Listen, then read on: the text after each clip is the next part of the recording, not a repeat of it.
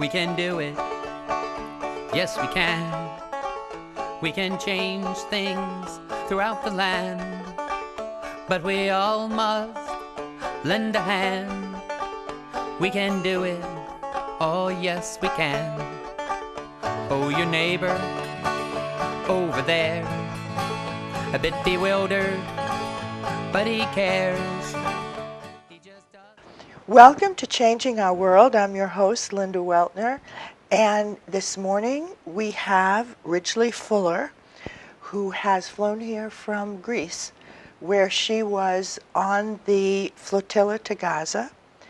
And so never mind what you read in the newspapers, never mind what the naysayers or the yay-sayers say, we're going to hear a first-hand account. Ridgely, welcome. Thank you so much. Thanks for having me. How did you become a social activist in the first place?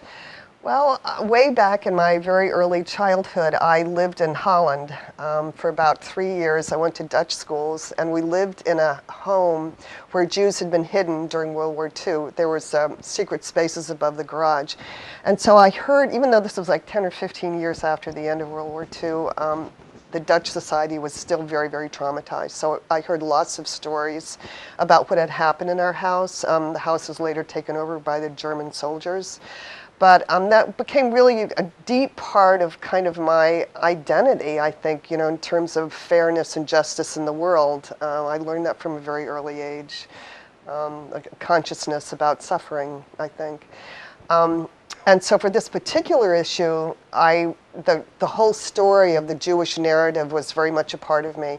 And so then in the 80s, I believe it was in the 80s when I started hearing stories about the Israelis bulldozing Palestinian homes and breaking the arms of Palestinian children who were throwing rocks at soldiers. I just couldn't understand how that could possibly have happened, given the suffering that the Jews had endured. And so I decided I needed to see for myself. I wasn't going to believe anything anybody told me.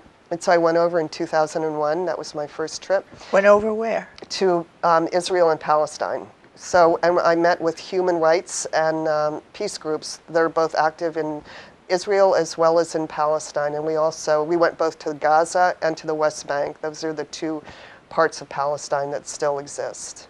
And met with lots of human rights groups. And it was very clear to me who was being oppressed at that point. And there was a lot of military activity going on. So even in Bethlehem, I met with students who hadn't been able to go to school for a year. I ended up with students, Palestinians? Palestinian students, because they'd been under curfew. This was during the second, what we call, uprising against the military occupation of Israel. And so much of the West Bank had been under curfew. So I was in Palestine then, and I also went up to a city in Nablus that was under 24-hour curfew, and we were taking medicines to people who were homebound. So 24-hour curfew means you can't leave your home at all? You can't leave your home. And maybe they would leave it for a couple of hours so people could go do their shopping and stuff like that. But it was clearly a very, very dangerous time for Palestinians, yeah. And it really affected the children as well. You know, the children, so that was 10 years ago, and now they're in their teens and early 20s, and their experience of Israel has been through the Israeli army that's been so present in Palestine, both for curfews and checkpoints and really stopping basic things like going to school, as well as going to the doctors or parents being able to access jobs. So how often have you gone there? Wow, so that was the first time I went. I went back the next year as part of an International Women's Human Rights March. There was 80 women from all over the world. It was incredibly exciting, and it was organized by both Palestinian and Israeli women. So we marched through Israel, you know, with the Palestinian narrative, and we marched through Palestine, also with the Israeli point of view, too. And it was in terms of human rights for all, equality and justice for all human beings. And that was amazing. It was really a wonderful experience. And then after that, we had a student from Gaza come live with us for a year. That was a State Department program. They were looking to place Muslim students in American families to help kind of do an education process. I was in Gaza twice. Once following the invasion of 2009, when over 1,400 people in Gaza were killed by the Israeli military. and I went maybe 4 months after to kind of see the damage and destruction. By yourself or with a group? This was a part of called Code Pink. It was a women's peace group. And because I'm a social worker and I've worked with families and children, I specifically went with the intent to look at the conditions that children were living under. And we actually brought playground equipment because toys were were not allowed in. Israel considered them, I guess they were on the banned list of goods that were being allowed into Gaza. So we were able to bring in playground equipment. It was very symbolic, and we built playgrounds around.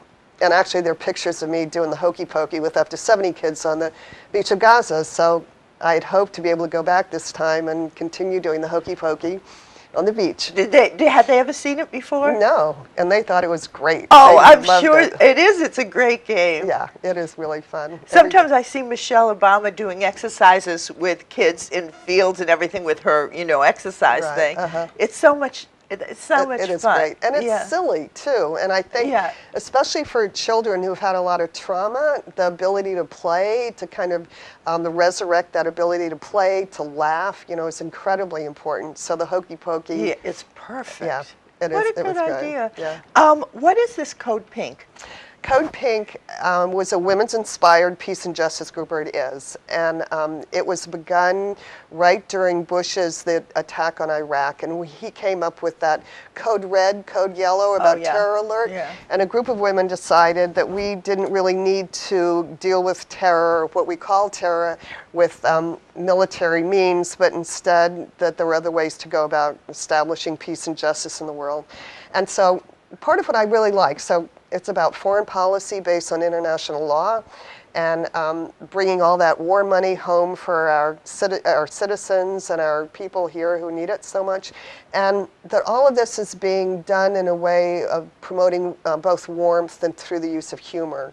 So people love Code Pink. One of the things we do is we boycott a cosmetic that is made by Israelis on Palestinian land and using Palestinian resources. It's called a hava, and so we have a boycott of a hava.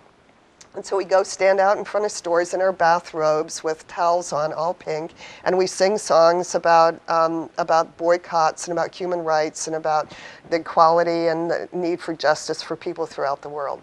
Is this brand sold like at Macy's? It is sold at Macy's, and we hope you don't buy it. I've never heard of it. Yes, it's an upscale cosmetic. It's a hava, and again, it's using products from the Dead Sea, from the Palestinian resources, mineral resources. It's made in an Israeli settlement, and they're illegal by international definition on Palestinian territory. So we boycott and we promote that boycott throughout the world, and it's very interesting and kind of successful. Now, how'd you get to the Flotilla? Well, because I've been to Gaza, I've clearly seen the conditions the people are living under, not just in terms of the blockade depriving them of a lot of goods, but in terms of the lack of freedom that the people in Gaza are living under. And as you probably know, it's 1.6 million people living in a tiny area. It's one of the most densely populated areas of the planet. And so we talk about it as an open-air prison because Israel controls everything that happens in Gaza. And so I've seen that twice. I went back last August for 2 weeks, training social workers. And let me just ask briefly, and you were welcomed as an American? Oh, absolutely. Oh, yeah. You felt safe? Absolutely. I walked on the beaches by myself. Okay, all right. Yeah, just checking. absolutely. Well, I think, what goes on in our media is not necessarily always reflective of reality. So, I felt very safe. Yeah, I know that's true. I've gone to countries where the embassy has put out these safety things, and it's more a political weapon, and you feel just fine. Right, and that was certainly the case of the Flotilla and the American boat, the Audacity of Hope, because we went to visit the State Department. It was very clear what we were doing, and all we were given were warnings about that it was dangerous, even though we would be in international water, that nobody has a right to board a boat and detain a boat in international waters. So our mission was very much of a peaceful one. There was no reason that we should have been at all concerned about our safety. We had no intention of going anywhere near Israel. It was only that we wanted to go to Gaza, which is the only blockaded seacoast you know, at least in the Mediterranean, if not the world. And I think it might be the world, but I know definitely the Mediterranean. I went not only because I felt like the conditions in Gaza needed to really be once again brought front and center in terms of the world, but secondly, that this is an American boat, and I felt like that was very important, called The Audacity of Hope, named after Obama's book. I think much of the world perceives Americans as being in collusion with the Israeli government, with the huge power structures that are controlling a lot of the economy of the world, and not recognizing that many, many Americans have experienced a lot of solidarity with the Palestinian struggle. We equated a lot with their own civil rights struggle, where in this country people were denied equality and justice and access to rights. And so, you know, that was kind of our mission, and it was to let people Now, know. what you found is that the Israeli population was not universally for the blockade, that there are peace groups. Now, what about the American Jewish population? Is that together, or? The American Jewish population does not speak with one voice at all. You know, there are many, many very progressive Jewish groups that are extremely concerned about what's happening in Palestine. And I believe there was almost a third of the people on our boat were Jews. The most famous being Heidi Epstein, who's 81. She was a Holocaust survivor. She's tried 4 or 5 times to get into Gaza. And she was only one of probably almost a dozen of Jews who were on our boat. So the Jewish community is very much on board with you know, understanding and have the Palestinian struggle and the Palestinian perspective of this So issue. sections of the Jewish community Certainly. are very supportive, right? Right. I mean, I'm doing a lot of talks, and the Jewish groups, the Jewish Voices for Peace and American Jews for Just Peace, have always co-sponsored, you know, the talks that I've done. And they have a huge presence in Code Pink. Medea Benjamin, one of the co-founders, is Jewish. So, you know. What a name. Her parents must have known, naming her Medea, that she was going to do something outstanding. Yeah. Now, the first flotilla, or of many boats that went in 2010, they had a catastrophe, right? They did. The Israeli Defense Force boarded those boats. The largest boat, the Mavi Marmara, was a Turkish boat, was Turkish flagged, and the Israelis came down from a helicopter firing as they landed on the boat. People were killed immediately, especially photographers, people who were trying to kind of capture what was happening in the Israeli landing. And 9 And there people were no killed. guns on that No, boat, there no were weapons guns at all. No. Right. The Israelis, they doctored a lot of video footage. They confiscated all the cameras and the TV stuff that the boarders and the passengers on that boat had. And so they did their own kind of documentary, and one of the things they showed were all the knives, but it was a boat that took over 600 passengers, and there was a kitchen. So there were kitchen knives, you know. Yeah. They weren't, I don't believe anybody was stabbed, you know, Right. but I'm not sure about that. But the UN, there have been a lot of investigations of what happened and the force that was used on that boat, and they've come to the conclusion that people look like they'd been executed in terms of the way the bullets entered, the multiple firings and shots that people sustained. And one, of course, was a Turkish-American, a young man.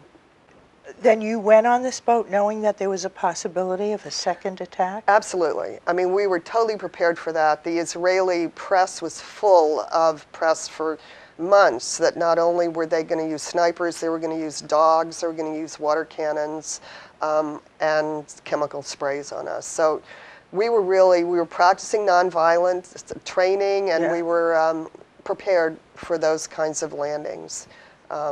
That's what we were prepared for. Right. Yeah. So it's interesting. One of the charges against the flotilla was that it was just a PR activity. My own thinking is that very few PR activities involve the participants facing possible death.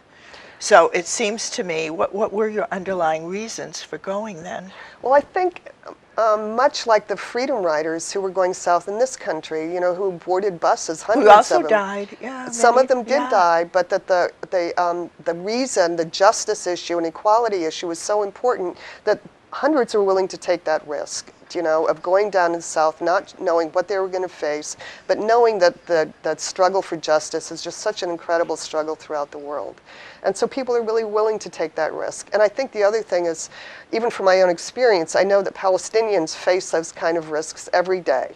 And so for me to take a couple of weeks out of my life to be able to be on that board of a ship and to kind of give some attention to the suffering that the Palestinians are experiencing, it was nothing for me. And well, now there's another charge that I read, which was that you were bringing stuff to Gaza that it didn't need because there's been a loosening of the blockade. So that was just for show. Well, first, because of our laws in the United States against humanitarian aid, first, our flotilla, our boat, was a civil-to-civil organization kind of society effort. So we had no dealings at all with the government of Gaza. Okay. Because if you bring any humanitarian aid, and that might even include talking to a member of that government, then you're liable for a lot of prosecution under terrorism kind of laws, all right? So what we wanted to do was to bring, and we did, we brought a cargo of letters, over 3,000 letters, written by Americans from all over the country who wanted to express their solidarity with the Palestinians living in Gaza. And so we had beautiful letters. So it was sort of like a mailboat. It was a mailboat. And Alice Walker, a writer, right, very well-known writer, she compared what the IDF, or the Israeli Defense Force, was trying to do to the mailboat was like sending a dog after the mailman, to attack the mailman. We were just a mailboat, and we even invited the press on because Israel continued to lodge a lot of accusations against what might be on board in terms of weapons. And we invited the press on, including Israeli press, to go over the whole boat, to read some of the letters, interview passengers, and there was never any suggestion that we were anything but a very peaceful group of people who wanted to take a cruise. All right, so how come you didn't get off and go? Well, it was very interesting because Israel extended their blockade of Gaza all the way to Greece. They kept us in port. All the ships, there were probably 7 or 8 ships that were preparing to sail from Greece, and Israel clearly used such leverage to ensure that the Greek government would not let those boats sail. And now actually the Greek president is in Israel being feted and thanked for his successful ability to stop the sale of all those boats. Now, did I read that Netanyahu went to the IMF? He did. Because you understand that Greece is under a huge debt crisis right now. Right, they're in terrible trouble. Terrible. The pensions are being cut 35%. The people of Greece are very, very upset. And Netanyahu was able to use the kind of economic crisis that Greece is facing right now in a way that benefited Israel's political intentions. And so he went to the IMF and pled the Greek case for the bailout money. And Israel's also signed on a deal to provide Greece with some natural gas, a pipeline. So there's clearly been a lot of pressure that's been put on Greece. But I think part of what's so interesting is the real disconnect between the Greek government and the people of Greece. As you might have read, there's a main square opposite the parliament called Syntagmy Square, where thousands and thousands and thousands of people are camping out, and they're having protests every day. When we came and talked about the flotilla, they immediately supported us. You went to that square where the protests are taking place and talked? Absolutely. We were invited to come and talk, and they would have votes then in terms of supporting the flotilla. And so not only did they support it, they ended up organizing a wonderful demonstration with thousands of people. We went through the subways, and we went to what was called the Minister of Civil Protection. There's a ministry there that decreed that boats would not be able to sail to Gaza from Greece. And he did that probably within an hour after our boat. we tried to slip out. Yeah. So the people of Greece are incredibly, and even the police. I mean, I was detained by the police on one occasion. Many of us were detained more than once because we were protesting at the American embassy and at the ambassador's residence because our captain was arrested.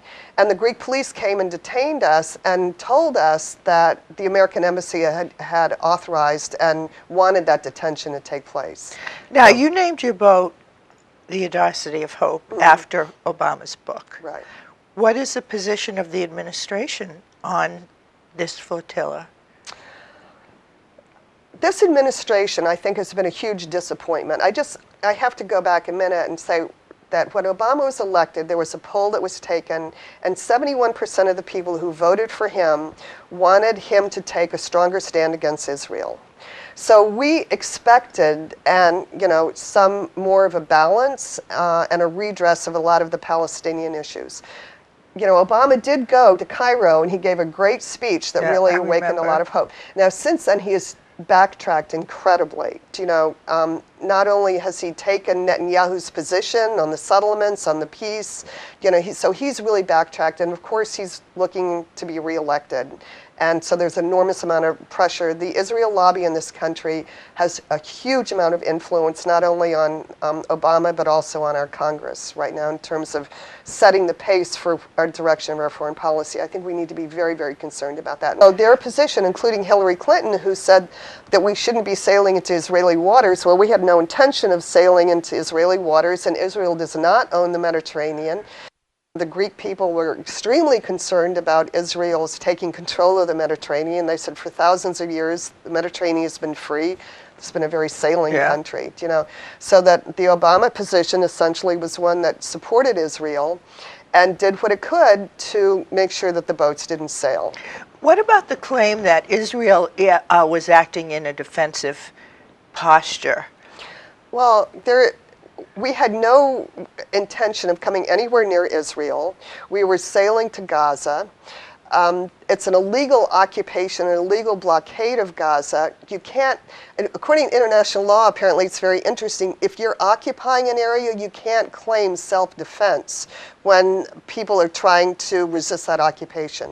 You can't claim self-defense as an occupying power. One says you can't claim true. it, but it's happening true. in Iraq, where we're astonished that Iran is helping its neighbor as if they were attacking us and we weren't in a foreign country as an invading force. I thought that was, because I think if there was a war in Canada, we'd probably help Canada. Seeing as it's right next to our border. So one can claim it, but should one? That's the question. Well, it's also being an occupying power. Palestine is under military occupation. Yeah.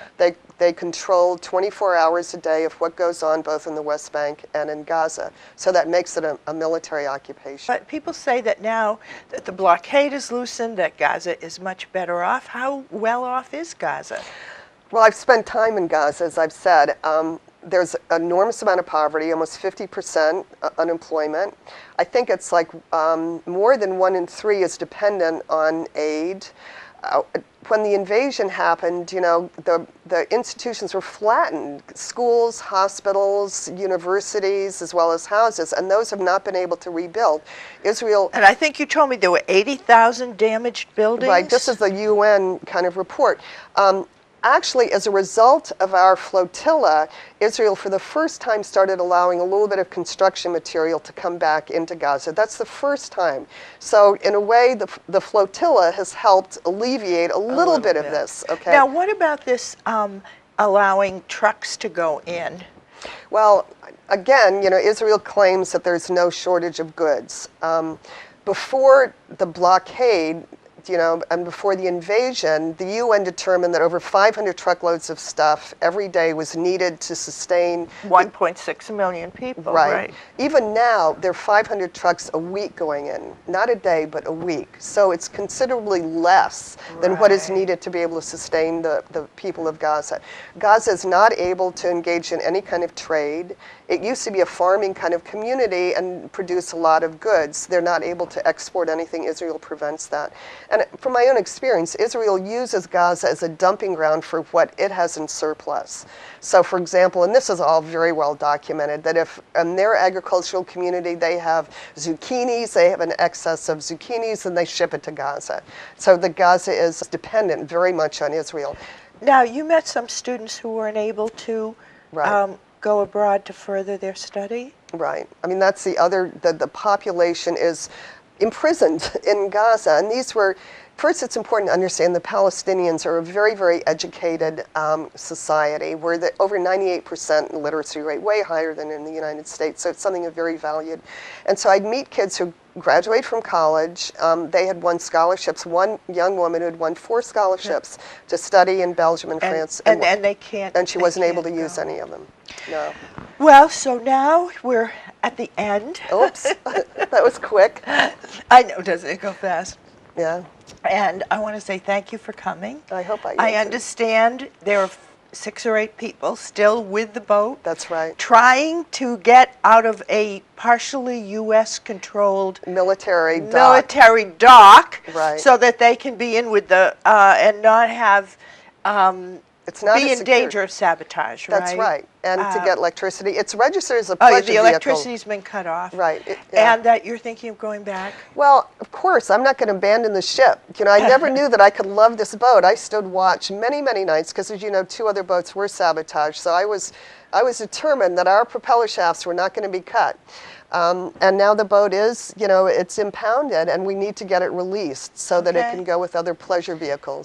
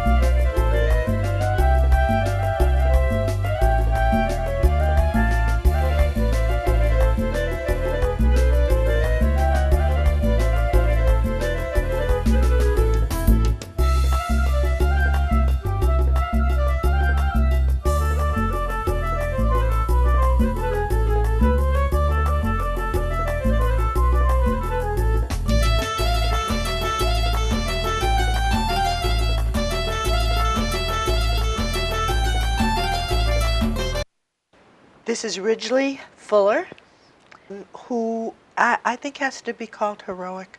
Oh, Anytime you go into something knowing that you might face death, it's heroic. Thank you so much for inviting me, and I'm not heroic. No, not at all, but thank you.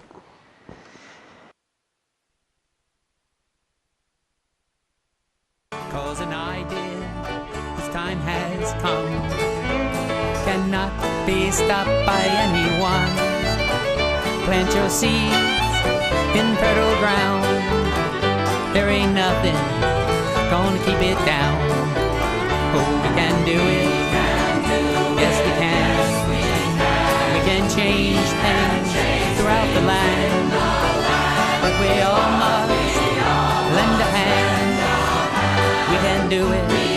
Oh, yes, we can. We can do it.